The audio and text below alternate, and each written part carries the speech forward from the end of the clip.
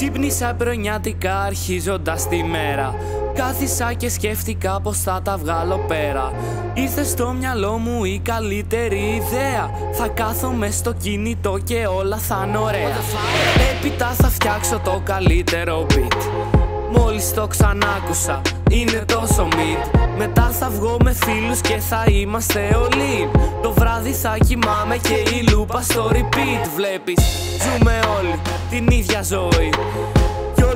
Γιόλο πριν μας καταπιεί η γη. Και εγώ αντί να πάω να ζήσω τη στιγμή, κάθομαι αμήχανα κάνοντας overthink. Επίσης λέω στο δικό μου εαυτό, τίποτα μα τίποτα δεν είναι αρκετό. Σ' όσους με πιστεύουνε αλήθεια ευχαριστώ. Ό,τι μουσική παράγω είναι για το κοινό. Ένα είναι το μυστικό, δουλειά. Θέλει επανάληψη ξανά. Κάνε ό,τι κάνεις για τη γειτονιά. Έτσι έχουμε μάθει από μικρά παιδιά. Ένα είναι το μυστικό, δουλειά. Θέλει επανάληψη ξανά. Κάνε ό,τι κάνεις για τη γειτονιά. Έτσι έχουμε μάθει από μικρά παιδιά.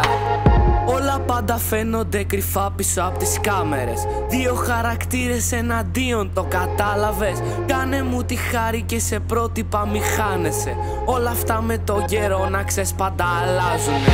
Τέλος πάντων, δεν λέω κάτι καινούριο. Απλά εδώ και χρόνια μας πρίζουνε τον... Δεν θέλω άλλες ειδήσεις, να ζητάνε εξηγήσεις. Και απ' τους πολιτικούς μας να πετούνε απαντήσεις. Όμως ίσως αυτό να γίνεται σε κόσμο που είναι φανταστικός, που υπάρχουν οι νεράιδες και ειρήνη όλος καιρός. Δυστυχώς ή ευτυχώς, τίποτα από αυτά που λέω δεν είναι εφικτό. Παρ' όλα αυτά συνεχίζω, δεν σταματώ, διότι έχω ένα στόχο πολύ σημαντικό. Κι αν δεν το προσπαθήσω και αίμα δεν φτύσω, δεν ξέρω ειλικρινά το πως θα με συγχωρήσω.